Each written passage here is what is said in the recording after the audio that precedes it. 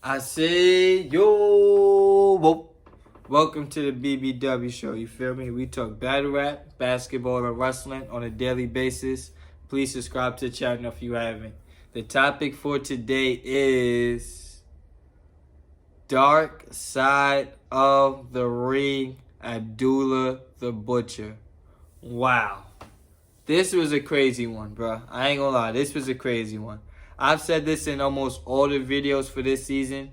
But season 4, bro, they've been knocking them out the park. This was a great season, bro. Great season. Chris Candido and Tammy Sitch. Great. Magnum TA. Great. The Grand Family, even though I didn't do a review on it, great. You feel me? Junkyard Dog. Great. Doink the Clown. Great. Now, Abdullah the Butcher.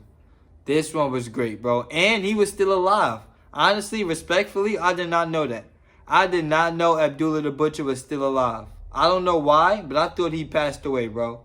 Respectfully. God bless. But I just thought he was not here no more. So it was dope to see him in his documentary telling his side of the story. That was really good to see. You feel me? They had the former Spanish announcer for WWE, Hugo Savinovich, in here. Shout out to him. I did not know he was a manager in Puerto Rico in the 1980s. I did not know that. He used to be a manager for Carlos Colon promotion in Puerto Rico. I did not know that, bro. I did not know that. He was the one that was managing Abdullah the Butcher.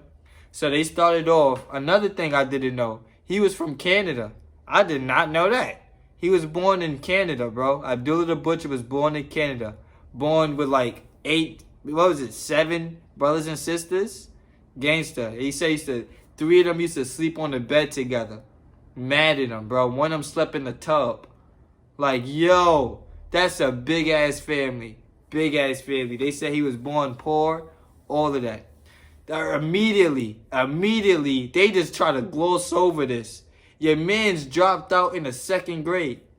Abdullah the Butcher dropped out of school in the 2nd grade because he wanted to learn how to make money. He was a hustler, and he was like, bro, this school shit not doing nothing for me. I'm about to drop out.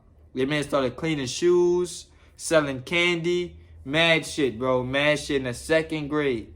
In the 2nd grade, bro. 2nd grade. Either way, that's how he started wrestling, matter of fact. They said, yo, so I forgot who told him, but somebody said, hey, you should get into wrestling. Then he got in touch with the Sheik, not the Iron Sheik, but the Sheik from Detroit. He told him about everything he know and all of that. Trained him to be a wrestler. Then we all from there, you feel me? They said he was one of the biggest stars in the 1980s. He was going to Japan. He was going to Puerto Rico. He was going to territories, wherever, bro, getting mad money. Getting mad money. Mad money. He would always send some money away to his mom and dad. Like, bruh. And they say he never wasted his money. He never wasted his money. Never wasted it. Never did. They never talk about a crazy drug habit. That's something dope in this too. They never said he had a crazy drug habit. He never used to abuse women. Nothing like that, bro. Nothing crazy. No wild street fights. Nothing crazy, bro. Nothing crazy. Nothing crazy. I like this. This was a pretty good documentary. The one part that got bad is when they introduced, what was his name? Devin. Damn it. Devin, the Hannibal. What was his last name? Devin the Hannibal something. Gangster. He trained. This is the guy that Abdullah the Butcher ended up training. He trained him, and then he gave him hepatitis C right before he went to WWE. That just rhymed crazy. Yes, Abdullah the Butcher gave Hannibal hepatitis C before he went to the WWE. This is like what, 07, 08, I think? Between 07 and 09. One of them two. You feel me? Gave him hepatitis C. That was crazy, bro. That was crazy. They talk about how he used to always have the blade on his hand and just start cutting himself open. Like, oh my God, bruh. He was, that was nasty. Once they said that, and they could have proved that he gave the kid hepatitis C, that was crazy. So, you know WWE, you feel me? They do super background checks, super health checks, you feel me? You got hepatitis C, rescind that contract fast as shit. You feel me? And this was like 07, 09. They showed footage of him fighting with Eugene. Showed him fighting with Heidenreich. I'm talking about the Devin Hannibal kid, not Abdullah the Butcher. Abdullah the Butcher was never in WWE. Never. Not even for a cup of coffee. Not even for never. Never there. Never, ever, ever, ever, ever there. Just like Bruiser Brody, right? I think Bruiser Brody never was in WWE too. 2 all-time Hall of Famers never went to WWE. But he was a superstar in Japan. Super big star in Japan. Commercials, movies, all of that, bro. Super big star in Japan. So it's like he wasn't missing nothing not being a star in WWE.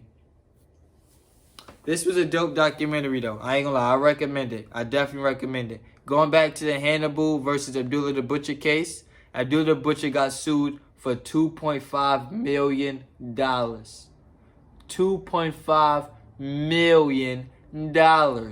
Just because he couldn't go to court because he couldn't read, like I said.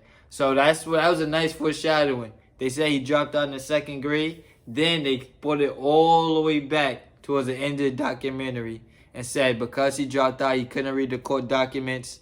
None of that. He had to ask his caregiver to read it to him. That shit was heartbreaking.